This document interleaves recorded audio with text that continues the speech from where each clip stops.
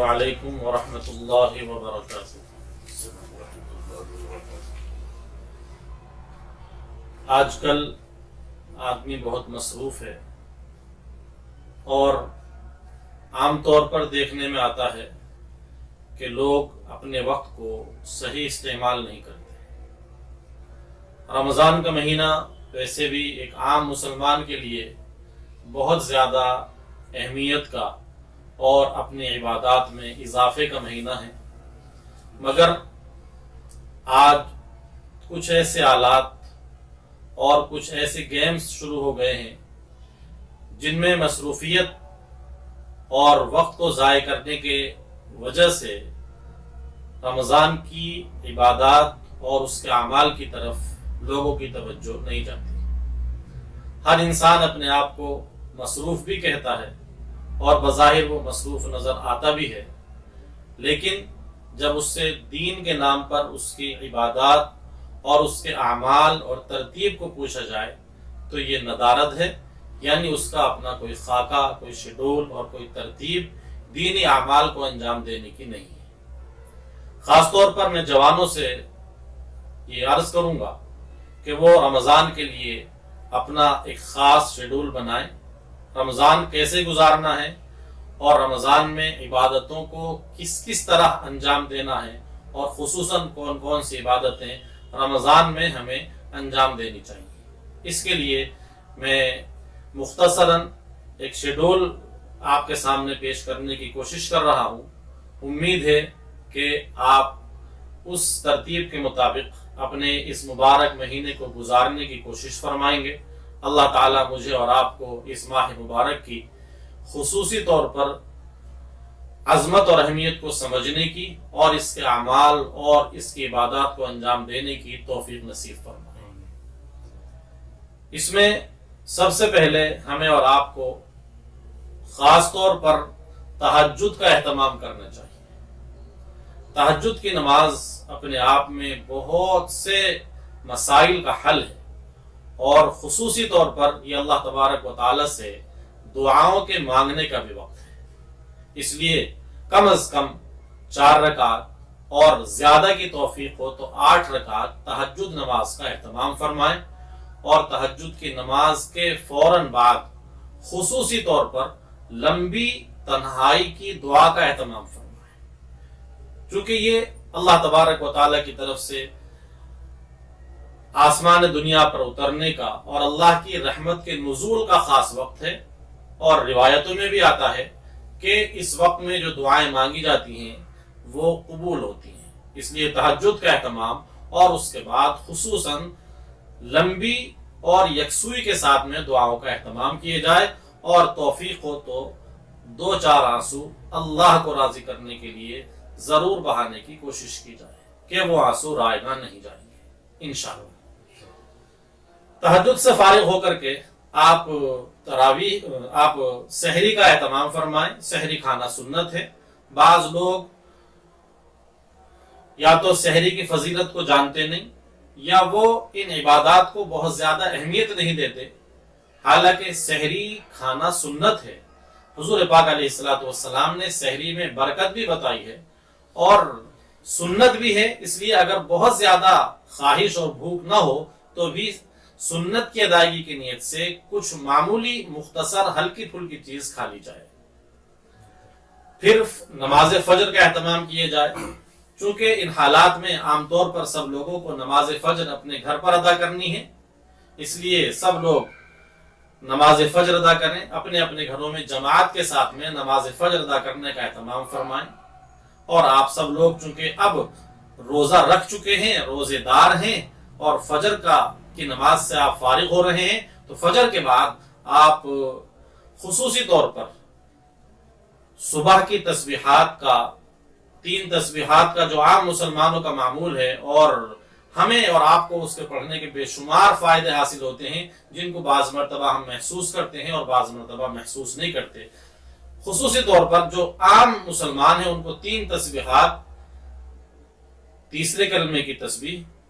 درود شریف کی تسبیح اور استغفار کی تسبیح کا اہتمام کرنا چاہیے۔ اور جو باقاعدہ ذکر جہری کرنے والے لوگ ہیں ان کو فجر کے بعد بھی خاص طور پر اپنے معمولات میں ذکر جہری کی کچھ تسبیحات کا اور کچھ معمولات کا اہتمام کرنا چاہیے۔ پھر آپ آرام کریں گے۔ جب آرام سے آپ فارغ ہو جائیں گے، جو بھی آپ کی اپنی ترتیب اٹھنے کی ہو، آپ اٹھنے کے بعد چاشت کی نماز ادا فرمائیں۔ چاشت کی نماز آپ 2 اور 4 رکعت سے لے کر کے 8، 10، 12 تک بھی ادا کر سکتے ہیں۔ چاشت کی نماز سے فارغ ہو کر پھر اپنے گھر میں تعلیم کا حلقہ قائم فرمائیں۔ اپنے تمام اہل خانہ کو، مردوں کو، عورتوں کو، بچوں کو لے کر کے آپ جو دین کی معتبر اور مستند کتابیں ہیں، میں عام مسلمانوں سے درخواست کروں گا، حضرت شیخ الحدیث مولانا محمد زکریا رحمۃ اللہ علیہ کی فضائل اعمال میں سے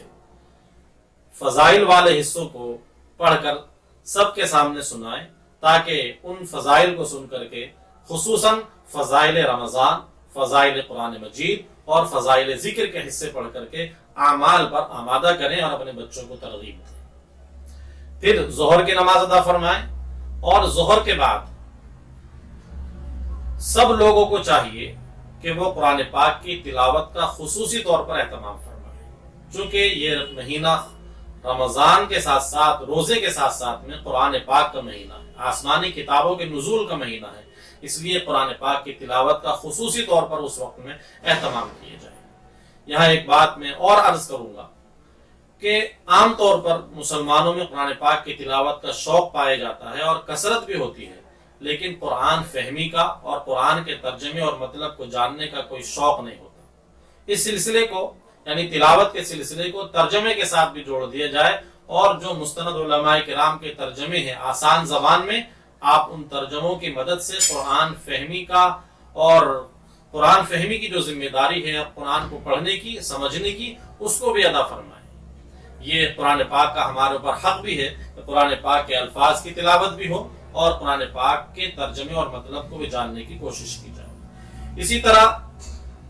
پھر جب ظہر کے بعد آپ تلاوت اور ترجمے قرآن پاک اور تفسیر سے فارغ ہوں تو کچھ دیر کے لیے آرام فرما لیں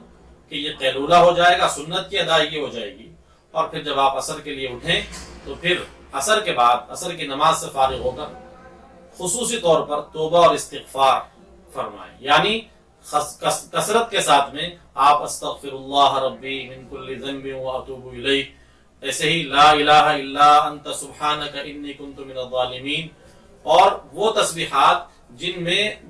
خاص طور پر اپنے گناہوں پر شرمندگی ہے اور اللہ تبارک و تعالی سے معافی مانگنا ہے اور اپنے گناہوں کی توبہ کرنا ہے، ان تسبیحات کا خصوصی طور پر اہتمام کیا جائے۔ یہ وقت بہت اہم ہے، عصر کے بعد کا وقت توبہ اور استغفار کے لیے خصوصی طور پر خاص کر لیا جائے۔ اور اس کے علاوہ جب مغرب کا وقت قریب ہو اور روزہ کشائی کے لیے آپ بیٹھے ہیں، اس وقت میں یہ روایتوں میں آتا ہے کہ خاص طور پر دعاؤں کی قبولیت کا وقت ہے۔ آپ اپنے آپ کو افطار سے پہلے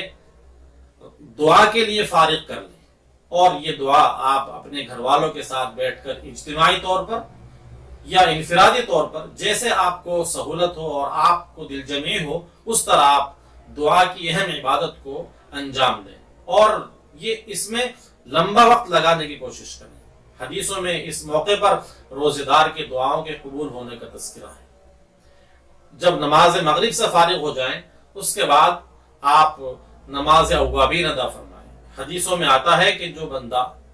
اوابین کی 6 رکعت پڑھ لیتا ہے، مغرب کے بعد 6 رکعت پڑھ لیتا ہے، اللہ تعالیٰ اس کو ایک لمبے زمانے کی عبادت کا ثواب عطا فرماتے ہیں۔ بعض روایتوں میں آتا ہے کہ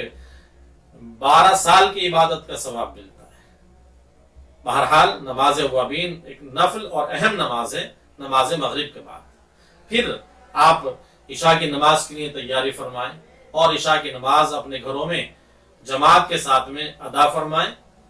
تراویح کی نماز پڑھیں، اور تراویح میں خاص طور پر اپنے گھر کے تمام افراد کو، مردوں کو، عورتوں کو،